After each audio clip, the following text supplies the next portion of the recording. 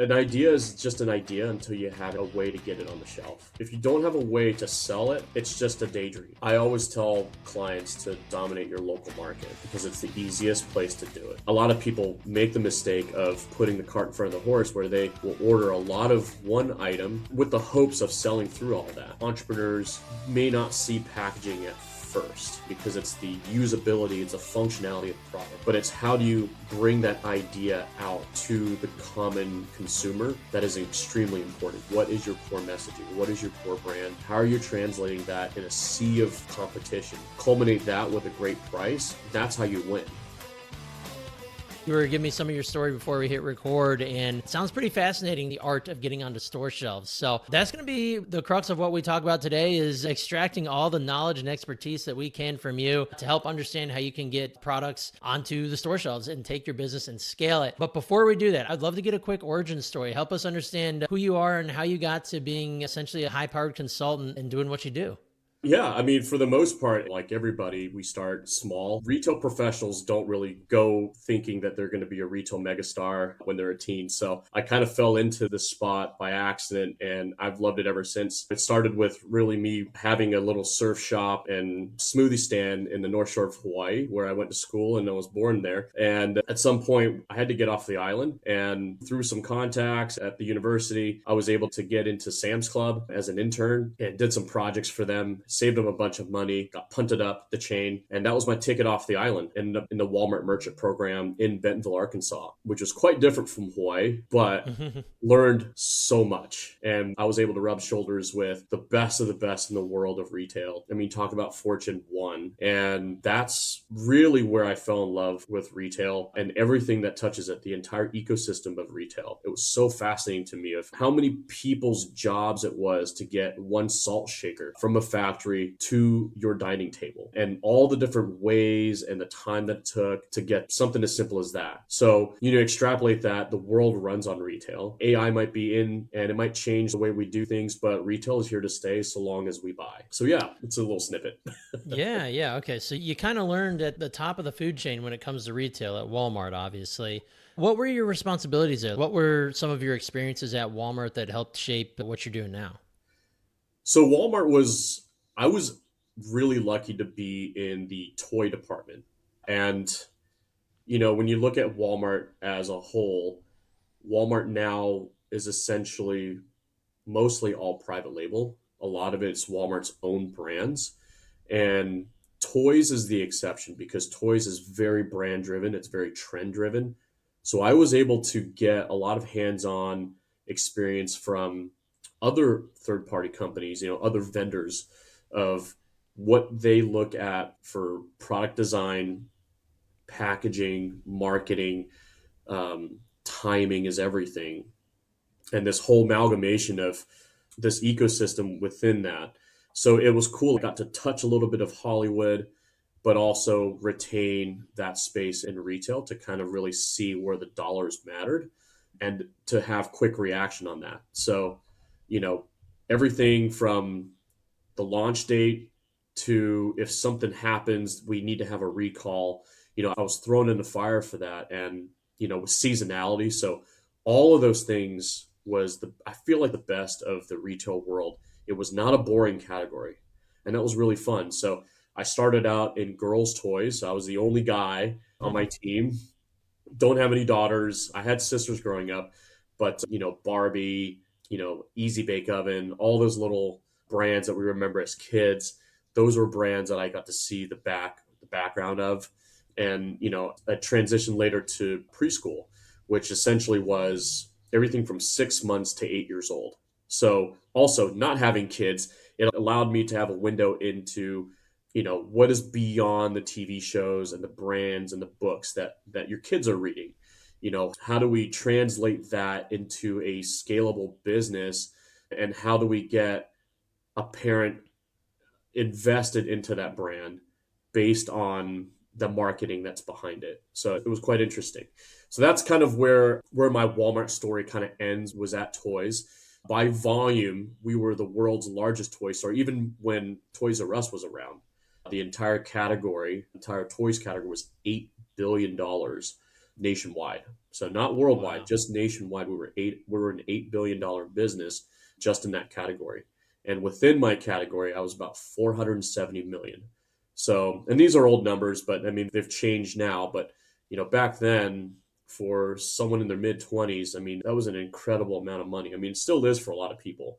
But to understand that ecosystem with that kind of power was very valuable. So, and since then, Yeah. I've gone on to do a lot of other smaller brands that we've seen around the world, particularly in the outdoor sporting goods side of things. So, it's been a fun journey. So, was your job more specifically to find the specific products that were going to be on the Walmart shelves, or were you trying to fill the shelves, or was it up to you to make the right choice on who to put there? What exactly were your outcomes and your It goal was and your more an outcome? execution. So when we Okay. worked as a team, most merchant teams back then would have essentially three roles. We had a financial planner. So they would come back and they were basically the CFO of the category, if you will. There was the category buyer who was the CEO who would make the primary decisions based on that, but they would own the P&L for the entire thing.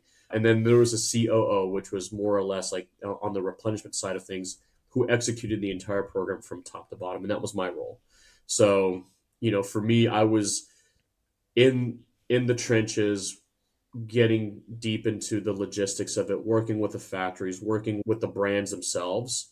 And so I was in every single decision meeting because it was the CEO, I mean, the buyer would say, I like this. Can we do it? And he would look at it as a financial planner and say, yes, we can afford it. And then my role would be, yes, we can get that delivered on time. So it took a team to get us all together to make that work. So, when I say as a merchant team, it really was a team. It was a cross functional team that was very, very involved. Wow. Okay. So, and this kind of laid the groundwork for you understanding how to get products into Walmart, right? You had that experience on the Walmart side of things where there's so many companies, so many products that they long to get on the shelves of a Walmart or a Whole Foods, the big dogs, right? And from my understanding, having never done it before, that's quite a treacherous road and it can be a very difficult thing to acquire. Maybe that's not totally accurate, but like whether it's CPG, consumer packaged goods or sporting goods or toys, it's a whole adventure. So let's kind of talk about the transition from Walmart into what you do now, which is helping scale these small businesses by getting on store shelves. Walk us through how that worked out for you. So yeah, I mean, I left Walmart in 2016 and I realized that there were consulting firms and brokers that can help brands, but they have to follow the money. And so they usually go to brands that are already doing 50 million a year. It's like, well, how do I get you from 50 million to 100 million? There really wasn't something out there for brands that have good ideas, but just needed a little bit of help and coaching to get out of the garage door phase. Maybe you might have a small distribution. Maybe you're doing, a couple million a year, but how do we get that to a $10 million a year or $50 million a year? That's the hardest hurdle. It's easy to make a million, but when you go from 1 to 10, it's about scale, but you have to go into the details and the weeds, and every little bit counts. And I felt like there was a big opportunity that was missed for a lot of great products out there. So, I used to tell my clients, an idea is just an idea until you have a way to get it on the shelf, right? If there's a way to distribute, if you don't have a way to sell it, it's just a daydream.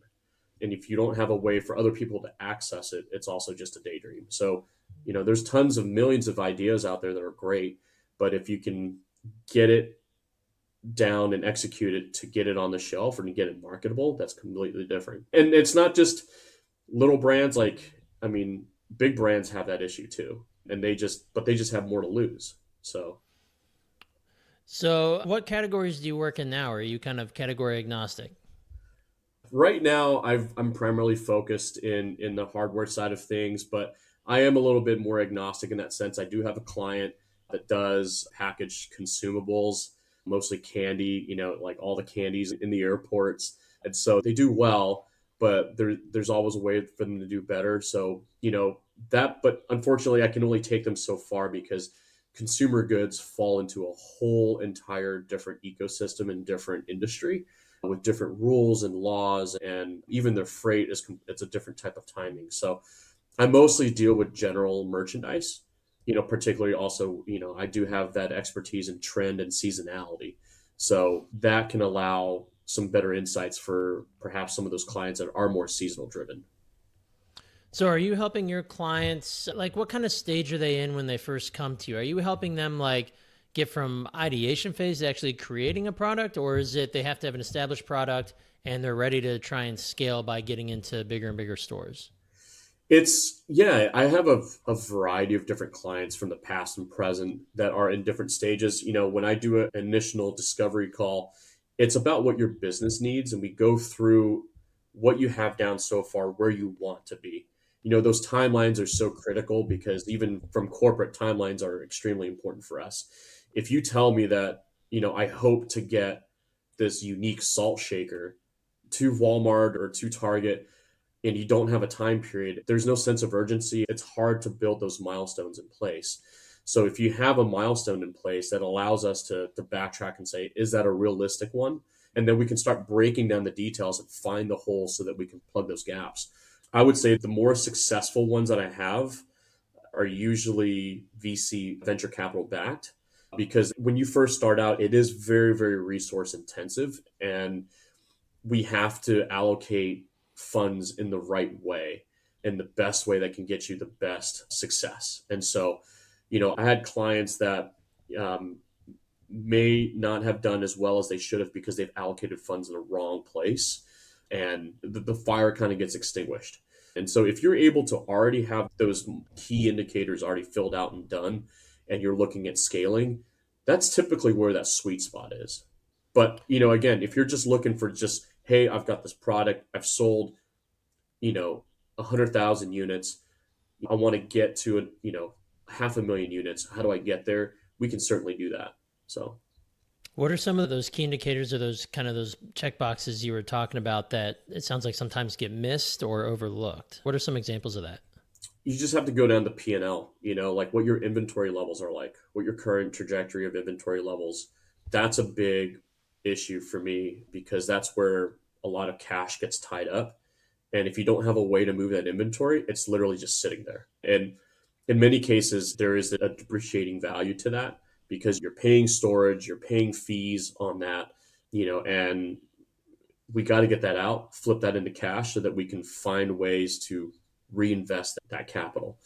And a lot of people make the mistake of putting the cart in front of the horse where they will order a lot of one item with the hopes of selling through all that. We love to see, hey, you've tried this, it's sold really well. That data and those numbers are super important for us to have because you can extrapolate all those numbers and find out where you need to invest in that even further.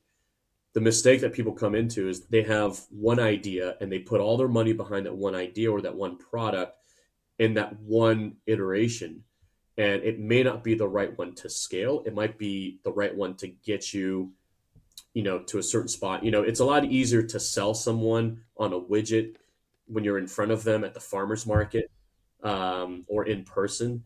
It's another thing to put it on a shelf in a sea of hundreds of other items, sometimes like items or your competition, and you know that might never move. So you have to figure out, if you're investing capital in the right place.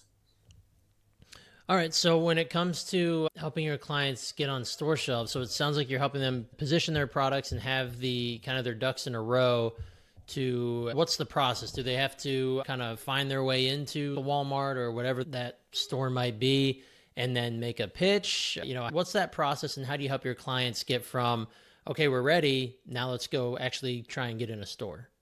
Yeah, one of the key things I look at is your cost structure of your item. So, really dialing it in if it makes sense. Sometimes, if the margins are too big, and if it's an item that you don't have a design patent on, there is a very real risk of someone else copying it, right? You might have 1 to 3 good years of that, and then after that, it will just absolutely tank off. And it could be a competition that could copy that and do it better because they have better funding behind it, or it literally could be the store that you put it in. I've been in meetings at Walmart where we look at an item that does really, really well, and the margins aren't that great. And the only way for us to boost our margins in the category is creating a private label version of that. And you're seeing that all throughout the retail landscape now. You can go into every single store, whether if it's a grocery store or just a regular brick and mortar retail with general merchandise, and you can find private label. It didn't used to be that way. Just like if you went to camping in Walmart. It's all Ozark Trail. I remember as a kid, you go in there and there's like Coleman, like you can find Coleman stuff everywhere. And now it's all Ozark Trail because you can get 60 points. You can make Mm. 60%. You can control the ins and outs and flows where the branding and the marketing may not be as important. It's more or less the accessibility and price. And so we've become a very price sensitive culture, specifically, with the current situation with all the tariffs and things like that and importing. It's a very delicate supply chain, super, super Mm. delicate supply chain. So one little thing can change that. So they need to bolster that with as much margin as possible so that the end user doesn't feel the impacts as much if something in the supply chain fails. So, Yeah.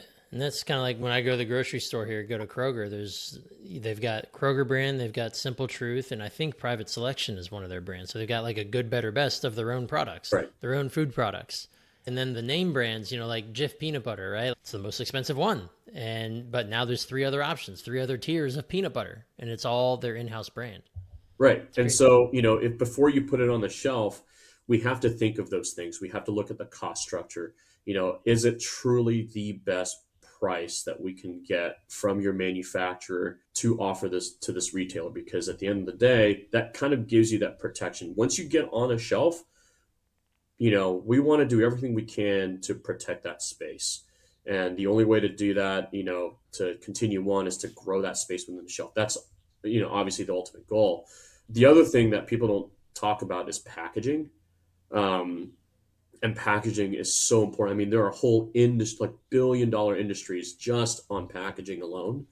And, a lot of entrepreneurs may not see packaging at first because it's the usability, it's a functionality of the product, but it's how do you bring that idea out to the common consumer that is extremely important. If you have a great product but terrible packaging, it's not going to work. And there's so many examples, right? There's the incredible examples for that. Spindrift, the soda, like it's Mm-hmm. the sparkling water soda. I mean, they've went through like a few iterations of that, and just until they changed their packaging to one that works, then it blew up. So it's really, really important to get packaging down right. What is your core messaging? What is your core brand? How are you translating that in a sea of competition? Culminate that with a great price. That's how you win. So How can you spot a winner in a product that is not yet household or not yet on large store shelves? How do you identify them as this has massive potential? you need to solve a problem, right? It needs to, I mean, I know it sounds obvious, but oftentimes ideas have to solve a problem. Now, if you can solve multiple problems, that's obviously a winner, but it needs to also bring newness to something that is, I mean, if you have something that it may not be a revolutionary product. I mean, not all new products have to be revolutionary. They just have to solve a problem. And if the problem is cost, or if the problem is the way it looks, or little things right now, like I'm working on a project that we're just coming up with a padlock that is completely marine and salt corroded proof. It's as simple as that, but there is a market for that. And if you can solve that in a relatively boring category like padlocks, there is a market for that. So there is, people are willing to look at it and say, hey, look, like it's around the same price, but it does something different than your typical lock. So, those things are great to at least I pay attention to those. And then, we would go in and see how financially healthy the back end of it is, because that is truly what allows a realistic run room of how far you can take that item. So you said hardware is kind of your big category right now. What's the art and the nuance? You gave a good example of it's a padlock that's totally non-corrosive, but tools are tools, right? There's hammers have been around for millennia. Is there like a hammer solves a problem, right? You got a nail you need to pound, you buy a hammer. Does so much the brand of the hammer, or maybe tell me if I'm oversimplifying it, but does so much of it come down to the brand, knowing that the functionality of a hammer is a hammer is a hammer, or are you more focused on some kind of innovative products when it comes to tools?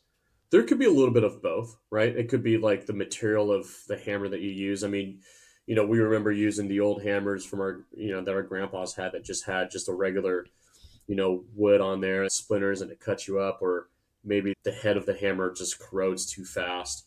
But, and then you go into Home Depot now and you see, different types of hammers with different ergonomic grips that just feels better. Maybe they have this little widget that allows you to hang in your tool belt a lot easier, or just something as simple as like adding a magnet to the hammer head so that you can put, Hmm. the rest of your nails on there so you don't lose them, or or I guess the bottom of the hammer or something like that. But just little things like that. I remember, like, yeah, just magnetic attachments to a screwdriver, so you're not losing the nail when you're, like, Yeah. that's a game changer, right? For every contractor that's out there, for every, home improvement DIY person that's out there, would they pay more for that? Maybe. And now the challenge is, how much more will they pay? And Right. that's what we're going to have to figure out together. So that's sort of the journey there, where you take something that's completely um, existing. It doesn't need to be a completely new revolutionary thing, but it can change the landscape of how you guys do things. So How do you help a client decide what types or what sizes or what brands of stores to try and get into? it it becomes, again, it's based on what the company is capable of doing. You don't want to grow too fast too quick, because when you overstretch, you also have to think of it again from a financial standpoint.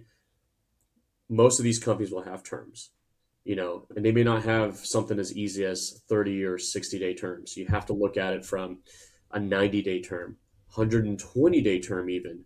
I know, like Napa has like a 1 year term because they just move inventory so slow. So, yeah, if you get a PO for $500,000, that's great. And we're all, cheersing each other and celebrating. But you got to realize, can your business float that 500,000 plus some for that time period? And it becomes a very stressful area to be in for a lot of these small businesses. And, you also got to look at returns. So the financial risk can be detrimental to a business if they grow too fast, too quick. So, you also have to make sure that you're leaving room for growth. So oftentimes I get brand new businesses that come and they don't pay themselves a salary. It's natural, right? If you come with an idea, you're bootstrapping it, you're not going to pay yourself a salary. And one indicator for me is, there room for a salary to be paid? Doesn't matter if it's 30,000 a year or 100,000 a year, because that allows me to understand how much run room you have. If you're literally just money in, money out, there's only so much room and so much track that we can run on.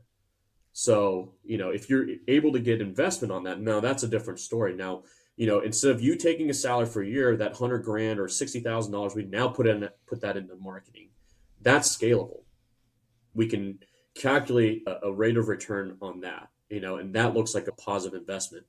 And so the other thing is, what is the exit strategy for you? Most entrepreneurs, when they create a brand, I always ask them what their exit strategy is. Are you planning to build this to a $10 million brand, hand it down to your kids, or are you trying to get this acquired?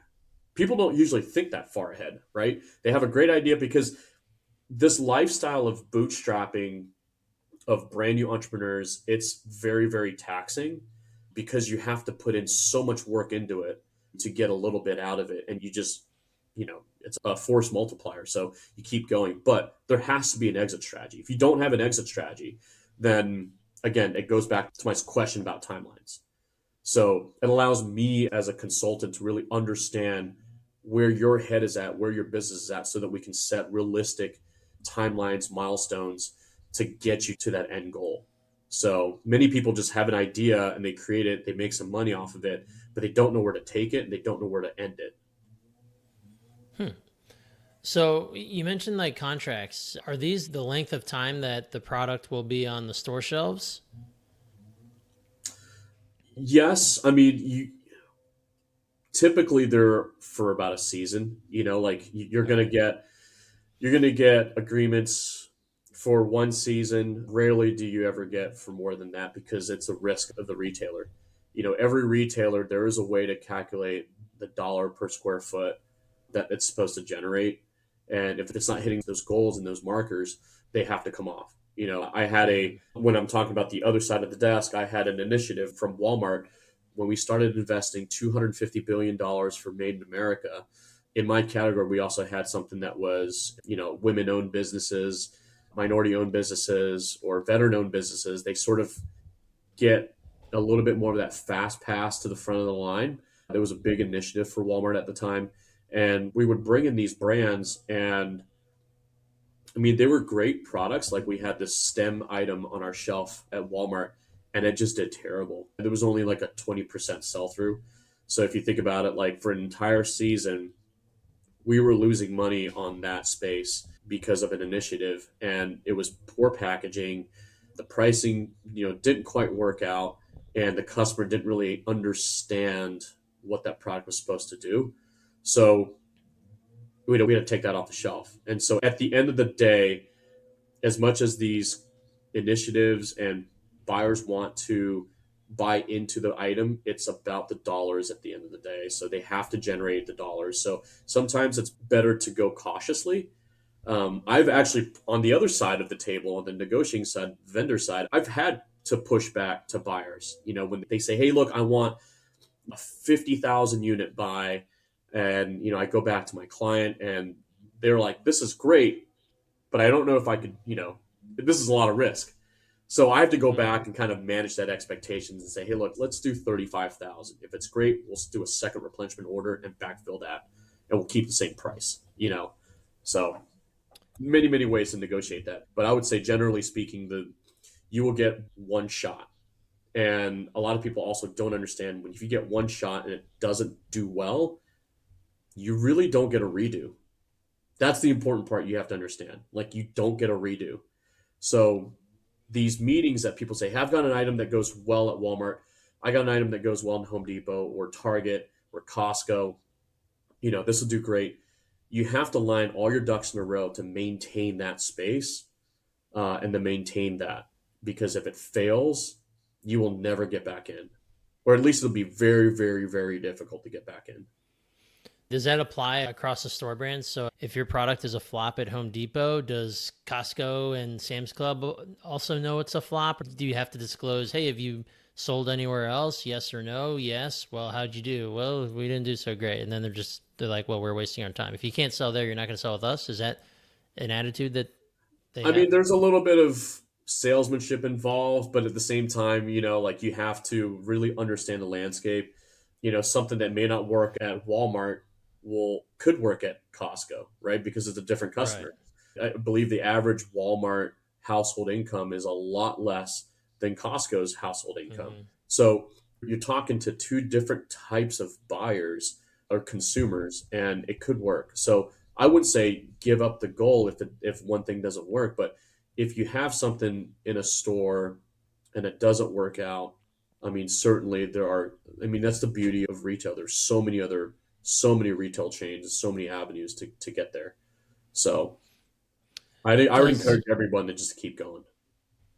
Okay. So does it behoove these brands to start with smaller chains, smaller stores and work their way up? Or is it kind of is it recommended that, you know what, go for go with the harpoon shot, go for the whale, because once you're in a Costco or a Sam's or whatever, you're in? Or does it operate a different way? I always tell clients to dominate your local market because it's the easiest place to do it. You have your support of your community with you. You're able to rectify situations a lot faster. So dominate your local markets, whatever that might be.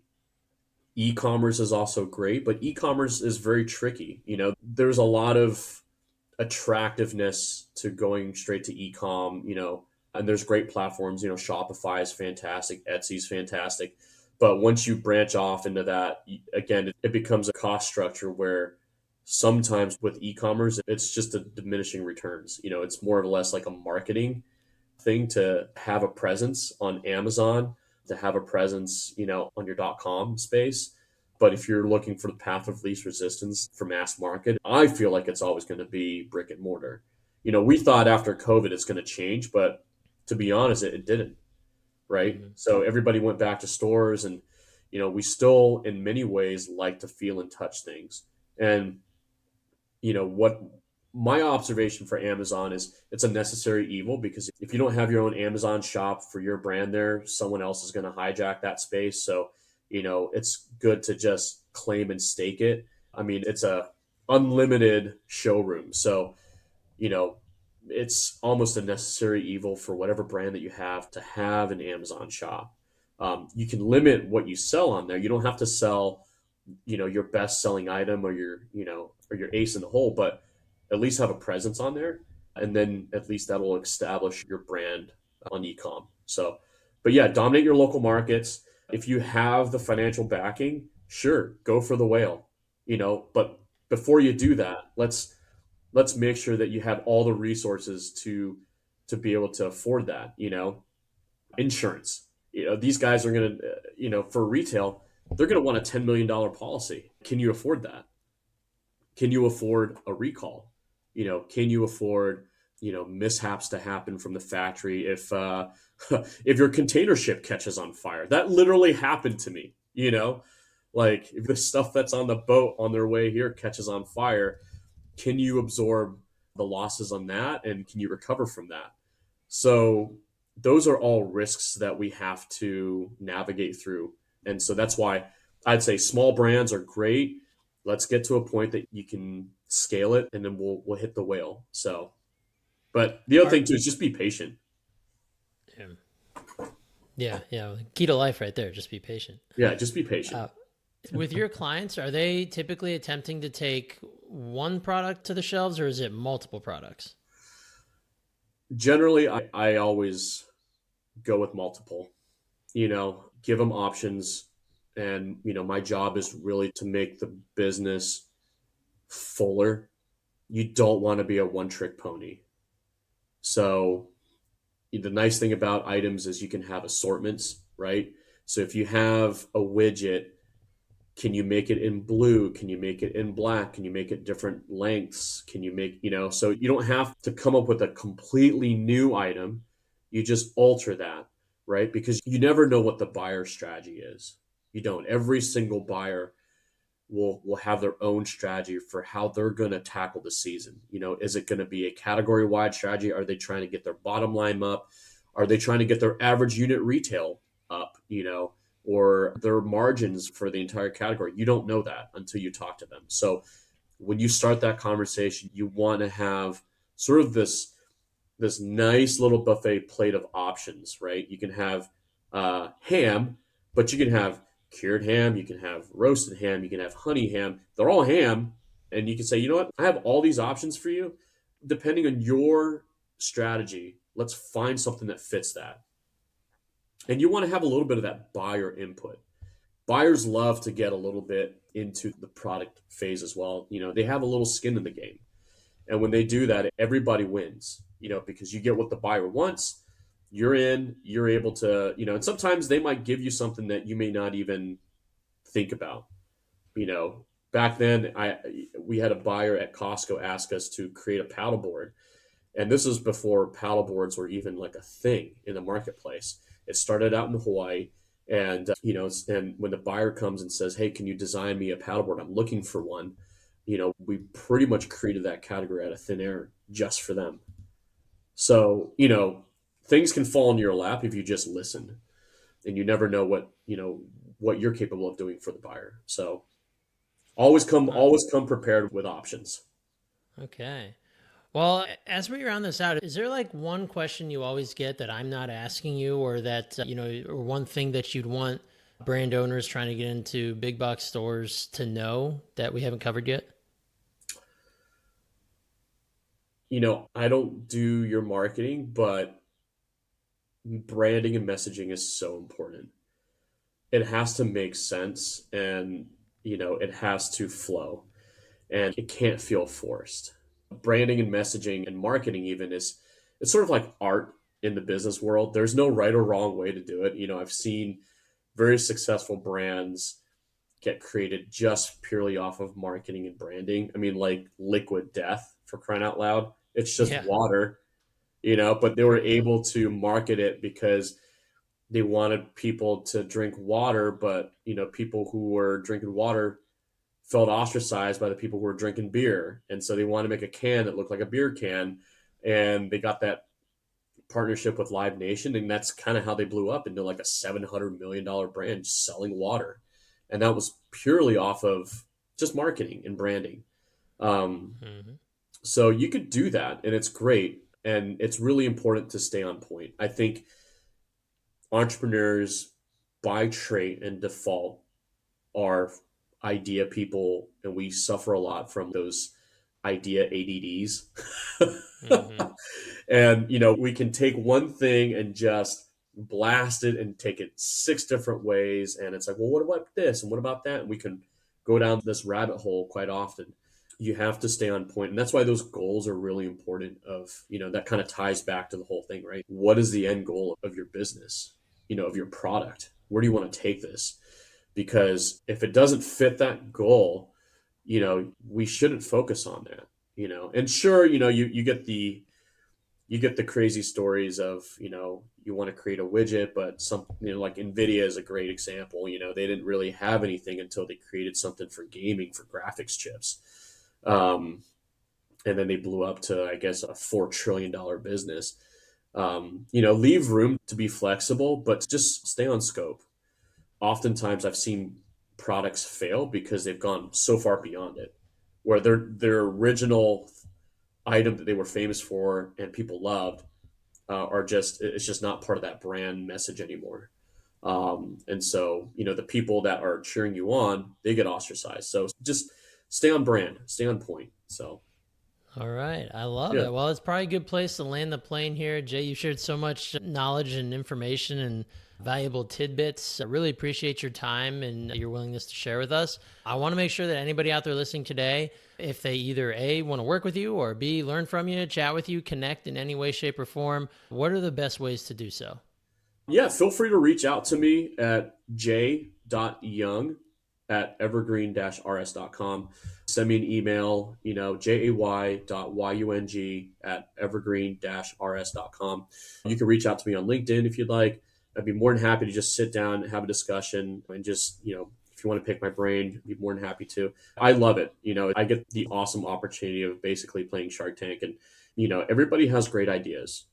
And if there's a way that we can get it out there, let's do it. So I love it. Well, Jay, thank you again so much. Really appreciate your time today and best of luck with everything moving forward. thanks, Brian. Appreciate you having me.